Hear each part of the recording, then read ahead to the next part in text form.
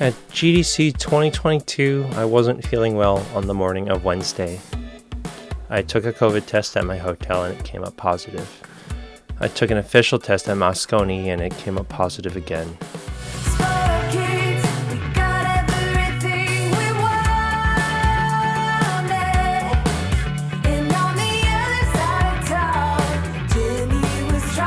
On Thursday, though, I went to Yerba Buena Gardens, and for this I deeply apologize.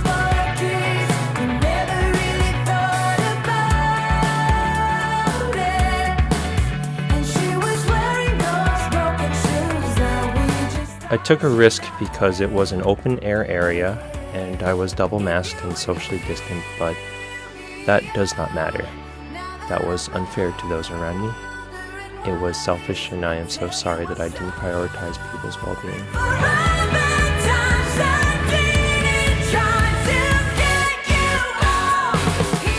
Game journalism, along with an ever-growing side of the game industry as a whole, is a heavily insulated field where particular politics and identities are shields meant to deflect any criticism or accusations of wrongdoing.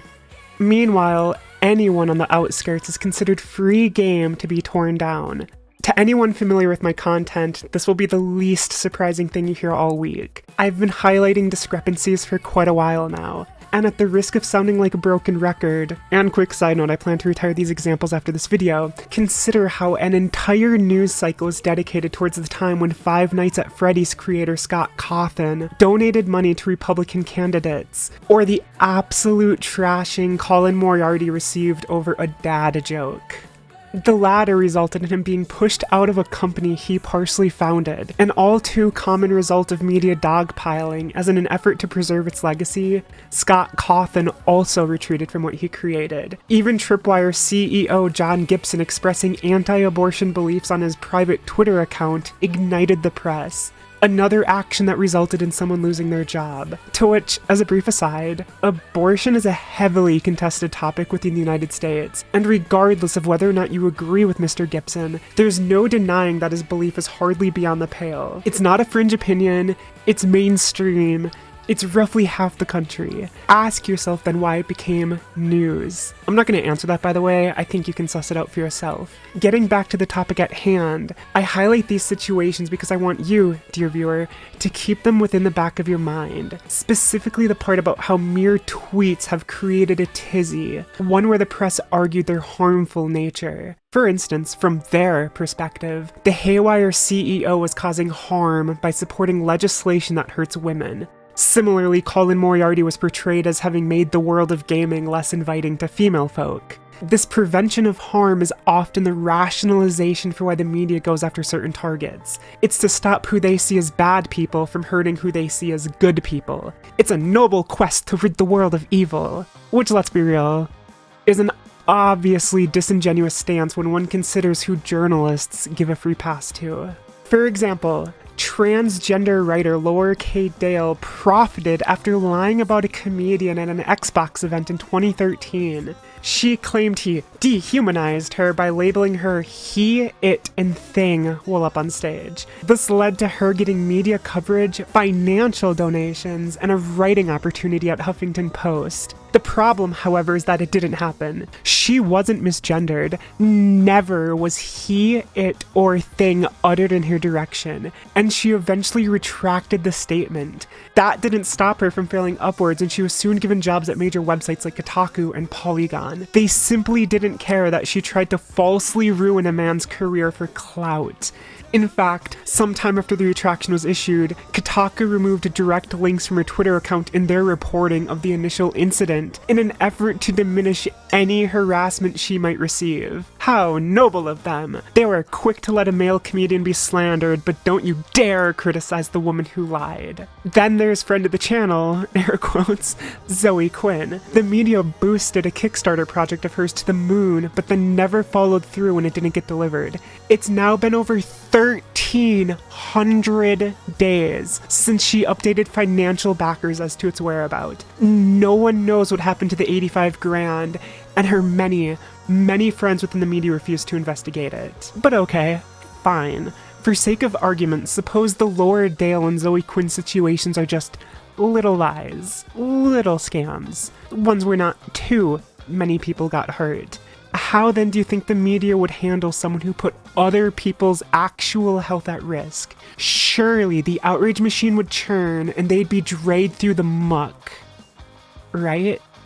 Well, apparently not if that person is trans and has connection to the media clique, because at the 2022 Game Developers Conference, one such person did just that, and the media has been silent.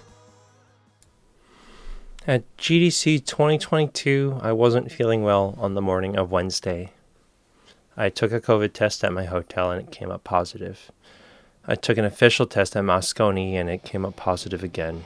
Chell Wong is a composer on a handful of small indie-esque video games. Most consumers probably haven't heard of her, but within the industry her name has been gaining traction. Epic Games even counted her among 7 others on their 2022 list of women worth celebrating. A funny thing considering the list was published on March 15th, and exactly a week later she would essentially become patient zero in a viral outbreak, which occurred at this year's Game Developers Conference. Okay, patient zero might be hyperbolic on my part, but as she herself would tell it, and which you saw in the opening of this very video, during the week of GDC she wasn't feeling particularly well, so she took a COVID test that resulted in a positive. She then took a second test, and that came out positive as well. However, instead of isolating within her hotel room and keeping to herself, the very next day she went to the convention, potentially infecting who knows how many, because as has now been revealed, GDC was a COVID hotspot, and tons of people from within the industry have come down sick.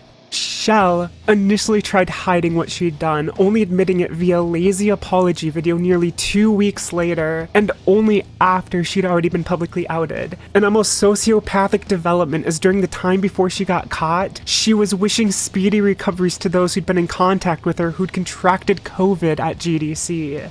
In the interest of fairness, I will admit that it's likely COVID would have spread even without Chell, but it's undeniable that she played a part in what's occurring. She knowingly went to a very crowded environment while sick, breaking established guidelines and rules. That alone warrants some level of ostracization, especially as, she's on Twitter the past couple years lamenting COVID stuff. Frankly, what she did was insanely selfish.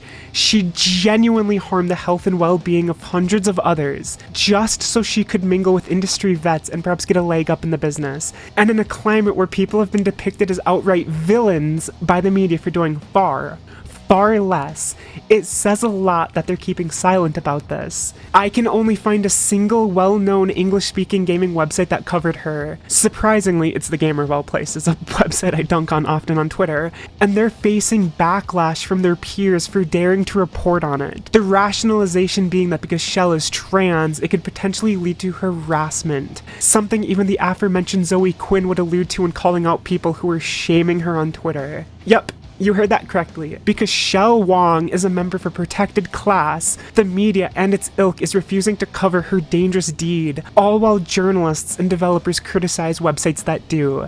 I know it's easy for certain folks to roll their eyes at the sort of declaration I'm about to make, but if a dude were to knowingly spread COVID at a convention full of industry peers, there is no doubt in my mind he'd be plastered all over Kotaku, IGN, Polygon, and the rest of the usual suspects. It'd be literal toxic masculinity to them. Get it? Because virus.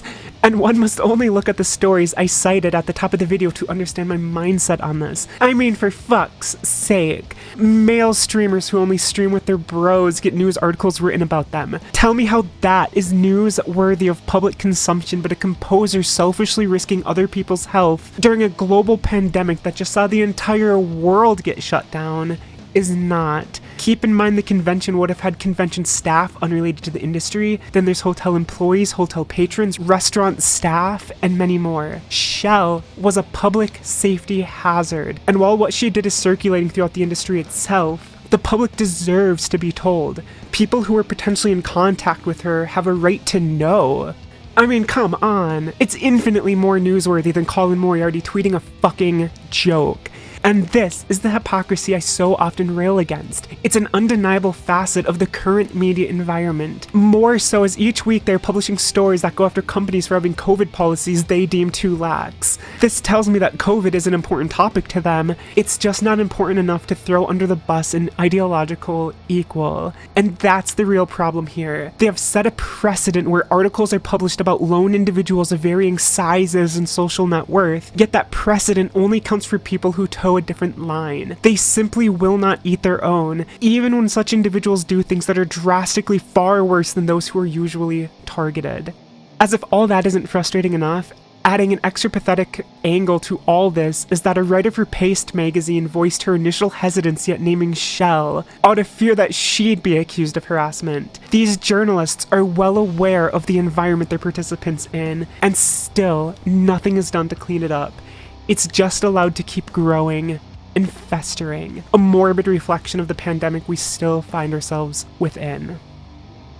To end this video with an anecdote, back in February 2020, right before the world went to hell, I published an expose about a clique of game journalists who are gatekeeping ideological opposites from attaining careers at any of the major websites. This was told to me by a high-ranking member of one of the most recognizable and known websites within the entire medium. And during our discussions, I was told of an incident where staff members were discussing whether to cover a controversial figure who'd been wrongly punished by a major gaming convention. And several members of the site objected to it because in their opinion, the person in question is not a good person. Their crime? Being openly libertarian. Verbatim, my source told me, quote, "They don't want to cover things because they don't like somebody. And that's not how you do journalism. That's blogging." End quote. And he's wholly correct. But it's the reverse as well. They also won't cover things because they like a person. And that's also not how you do journalism. Thanks for watching. Bitch, I got problems on problems on problems on problems on problems on problems I solve them. I run through the money, the pressure be calling. Left on my blessings, I feel like I'm falling. The birdie is back, tell me I'm garbage. I'm going through something, that's why I ain't calling. Phone and progression is all that I wanted. The phone and affection, I summon and dub it. Cause bitch, I got problems on problems on problems on problems on problems on problems I solve them. I run through the money, the pressure be calling. Left on my blessings, I feel like I'm falling. The birdie is back, tell me I'm garbage. I'm going through something, that's why I ain't calling. Phone and progression is all that I wanted. The phone and affection, I summon and dub it. Why you be all on my line about nothing? Why won't you go get you $1 or something? Don't hang with a nigga who lying for nothing. I see that we different, you riding, I double. I don't do discussions on bragging about hundreds. Don't go to your places, I know that they sunken. Don't call me your brother.